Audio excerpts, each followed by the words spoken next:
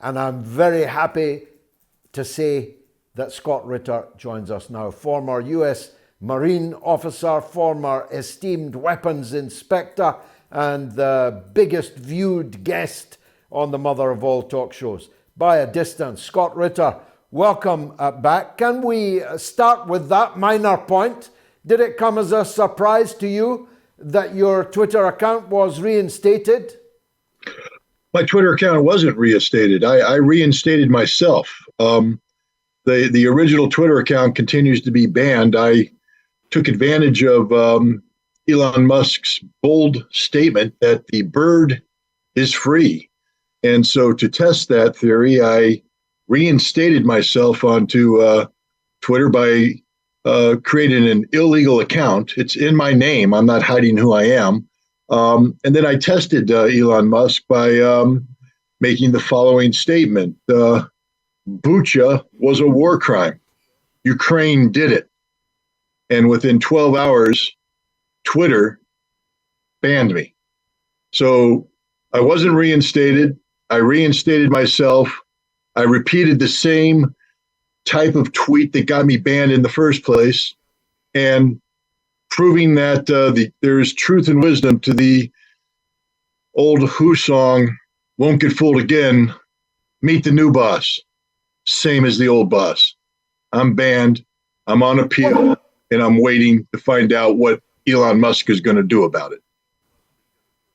Well, that is breaking news, I must say. Some of the man buns have not yet been fired, and this might be their rear guard action. Scott, I certainly hope so, and I apologize for assuming the best of Elon Musk in this particular case. But leaving aside the minor issue of social media platforms, we learned today that the British did it. It was British Special Forces that paved the way, at least, lit the path, at least, for the US destruction of property worth billions belonging to one of their allies, Germany, and their current adversary, Russia, in the Nord Stream pipelines. And we learned today that the reason we know that is that the Russians were reading the text messages sent on an ordinary iPhone by the British Prime Minister to the US Secretary of State. All of that's quite startling to me, Scott. How is it to you? It's extraordinarily startling. It's stunning. I mean, of course, if Ian Fleming was alive, we'd be reading about it as, bold and daring, he who dares kind of stuff. But it's grossly irresponsible because the pipeline, isn't a Nazi pipeline. The pipeline is a multinational pipeline that services Germany and Europe. So I guess the British decided that he who dares should dare to attack their own allies, because that's what this was, a bold, and I'm being as sarcastic as I can be, attack against Germany, against fellow Europeans, against the European economy, against Europe's lifeline. Now Europe will suffer, and there's been an effort to blame the Russians, but the only people apparently they have to blame is the British. And their American masters, by the way, because I don't believe for a second that the British would have done this without a green light from Washington, D.C. What do you think of the code employed by the British Prime Minister? It's done, she texted to Blinken. That's deep cover, that, isn't it? Extraordinarily deep cover. And again, I think it shows the complicity of the United States. It's done, meaning that what's done? It has to stand for something. In this case, it was the destruction of the Nord Stream 1 and Nord Stream 2 pipelines. And this also points to earlier collaboration between these two countries to take out a piece of German/European energy infrastructure. It's done. Well, the only thing that's done is, her career. And anybody else's career who continues to follow down this path. This is suicidal. It's suicidal for Europe and their economy.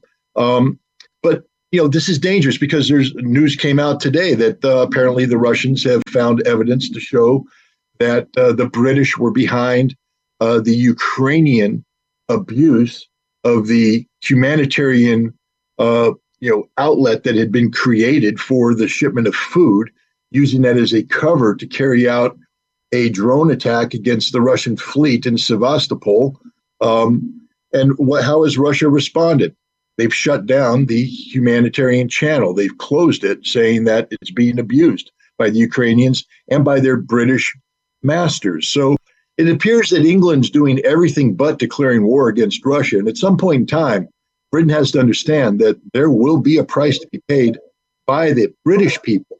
Right now they're getting away with it because apparently Britain falls into the same heroic category as the United States, willing to fight to the last Ukrainian.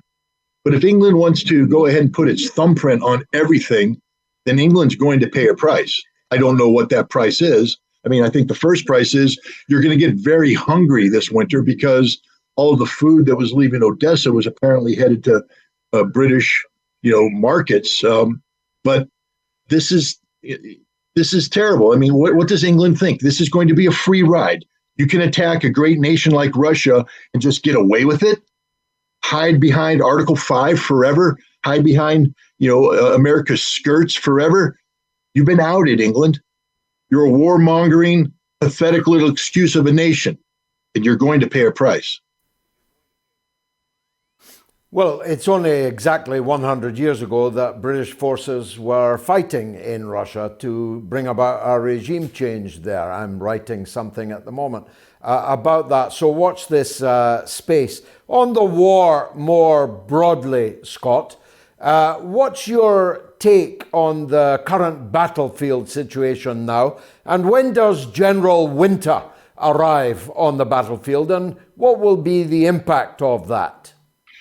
Well, my take is to just take the words of General Surovikin, General Armageddon, the new Russian commander. The situation is tense. And what I mean by that is war is hell. There's a lot of fighting going on, and men are dying on both sides, but primarily on the Ukrainian side. They're being thrown into battle unprepared, without little preparation in terms of tactics, and they're being slaughtered by the Russians, who have solidified their defenses and are fighting for the first time in accordance with their doctrine. The Russians are building up their strength while the Ukrainians are depleting their strength, and neither NATO nor the United States or Great Britain are able to provide resources in the quantities necessary to replace that which is being lost. So even if they're willing to fight to the last Ukrainian, the Ukrainians are going to run out of equipment at a faster rate than NATO can replenish it. General Winter is on his way. Let's just be very blunt about this. In Russia, lights will be on. Gas will be provided to homes. People will not freeze to death. In Ukraine right now, the electric grid is being shut down by the Russians. The Ukrainian people are going to be freezing. They're going to be hungry, and they're going to be literally operating in the dark. That's never a good thing for troops at the front line. There's going to be a lot of Ukrainians worrying about what's going on back home, especially those who've just been recently conscripted forcefully off the streets. Their will to fight will be minimal. Not only that, many of the people who are conscripted do not have access to cold weather gear. So as it gets colder, they're getting colder. Unlike each Russian soldier who has been recently mobilized, who has been handed a full complement of cold weather gear.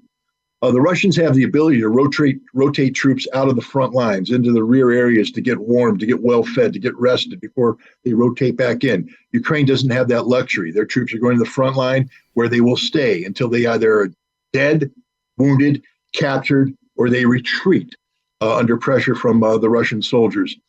General Winter will be used to the full advantage of the Russians. In some areas, the Russians will probably call for a lull. They're digging in. They're creating defensive lines. In other areas, the Russians will continue the attack because the Russians are trained to carry out offensive operations in the winter.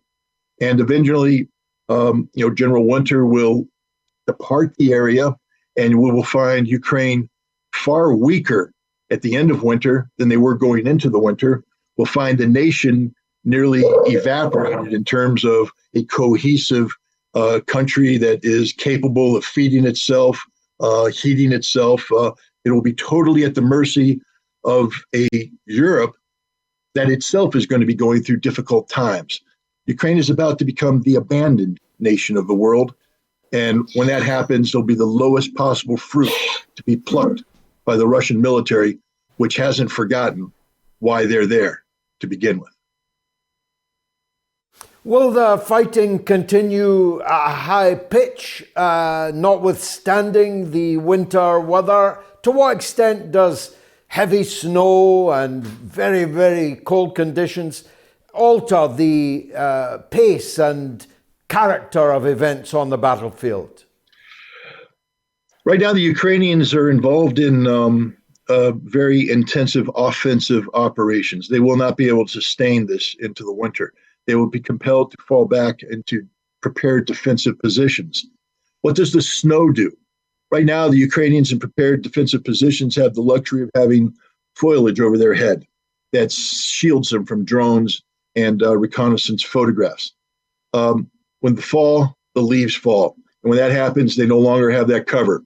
And while you might be safe in a bunker, meaning you could avoid detection, eventually you'll have to depart that bunker to get resupplied, to take care of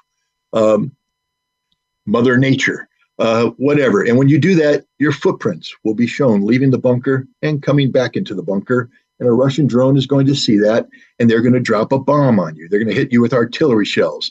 As your vehicles move in, the tracks point little arrows straight to where the vehicles are, and they will be destroyed. Russia has an overwhelming superiority, both in the ability to detect targets on the Ukrainians, but then put steel on those targets. This winter is going to be all about dead Ukrainians. The Russians are going to be stacking them like firewood. This is going to be a very, very difficult winter for the Ukrainians. The majority of the soldiers who are going to be on the front lines are going to either be killed or wounded. There won't be too many of them left when this is done. Now, the last time you were here, Scott, you introduced us all to the exotic practice of sheep dipping, into which I've been looking more closely. I've been looking at the names of many of the dead, the passports, pictures of many of the dead on the Ukrainian side. There's a very remarkable number of Polish names and Polish passports there. How many do you think foreign soldiers, either mercenaries or maybe even special forces from foreign countries, are fighting on the Ukrainian side? Well, it's a significant number. I would be loath to try and put a precise number on it because, frankly speaking, I don't know. I do know that the Russians have claimed to kill tens of thousands of them, primarily Poles, a lot of Romanians, and also a smattering of people from Western countries. I do know that Russian intelligence has been speaking of tens of thousands of Polish soldiers who have been brought over and transformed into Ukrainian soldiers since this summer, and that practice is continuing.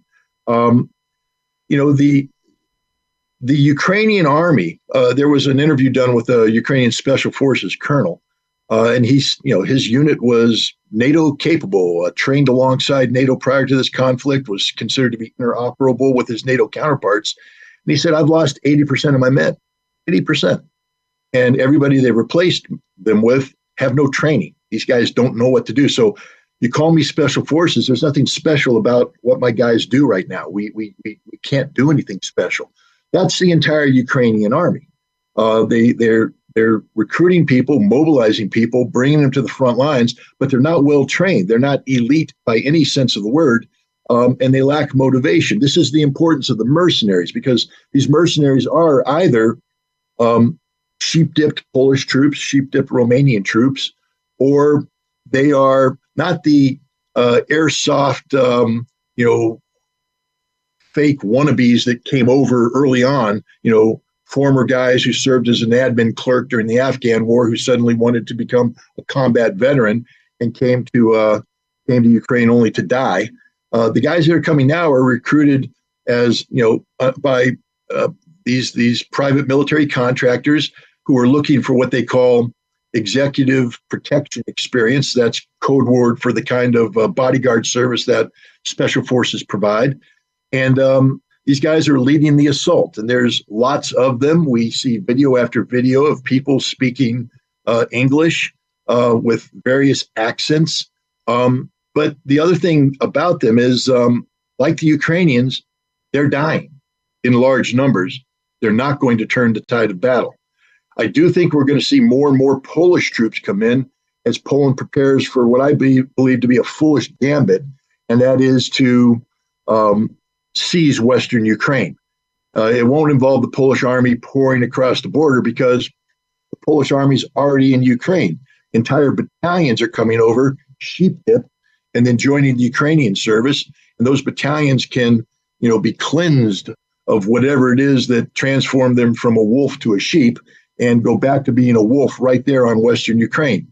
And this is an escalation that I'm very concerned about as Ukraine is more and more comprehensively defeated on the Eastern Front, on the Southern Front, that Poland is going to say, now's the time, we need to act now. Scott Ritter, I do hope your appeal succeeds on the Twitter, but whether it does or whether it doesn't, you're always more than welcome on the mother of all talk shows.